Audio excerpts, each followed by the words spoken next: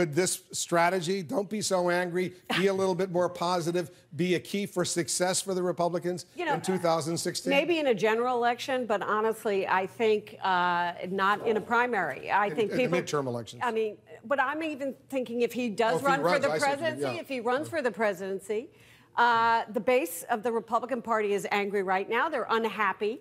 And I think if he were to run for the presidency, he'd have to have a little bit of a re-education in how to talk to the base of the party, because it's changed over the last 7 or 8 years. It's become more, shall we say, more to the right? Well, is that what you're saying? the whole country has become more polarized, and the base of the Republican Party, particularly with the Tea Party on the rise, you know, I think it's a different party than Jeb Bush left when he was governor. What do you think of that strategy?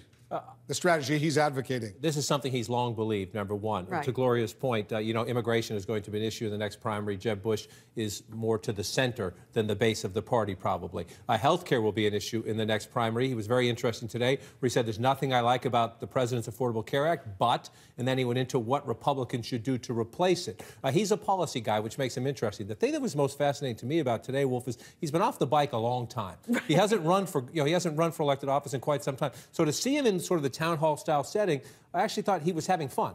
Number one, he was humorous. Number two, and if you're a Republican wondering, is he too rusty? If you look today, you probably think pretty good. He was pretty good. And he turns political questions into policy questions. And he was twice elected governor of Florida. He was a popular governor in Florida. We'll take the candor right out of him, though, because the minute, you know, if he were to say, okay, I'm running for the presidency, then suddenly you have the handlers around you constantly. You're worried about every word that you speak. Right now, he can afford to be a little bit more relaxed.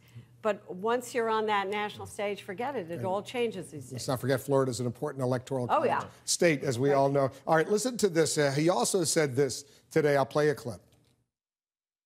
One of the first people I met, this was really early, maybe spring of 2007, that was a strong supporter of President Obama's in the primary.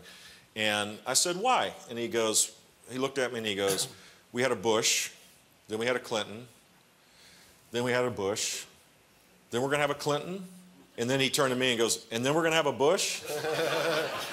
So I get the point. I get the point, and it's something that I'd have to, if I was to run, I'd have to, you know, overcome that. And so will Hillary, by the way.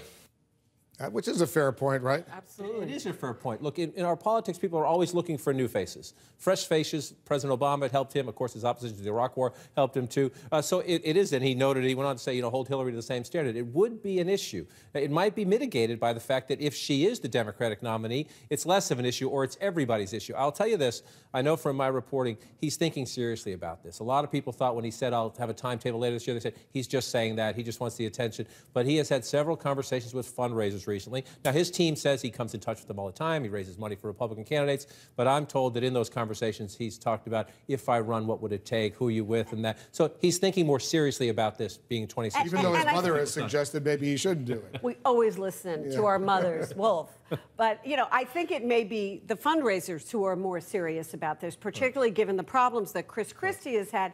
Suddenly, if they're sort of feel that they're in the center of the party, they're establishment part of the Republican Party, they're looking for somebody that they could say, okay, he will represent my views. If they're turning from Christie, and some poll results show they are to a certain degree, I mean, the jury's out on that, obviously, then maybe, you know, Bush would be one of those people that they would turn to. A more moderate Republican.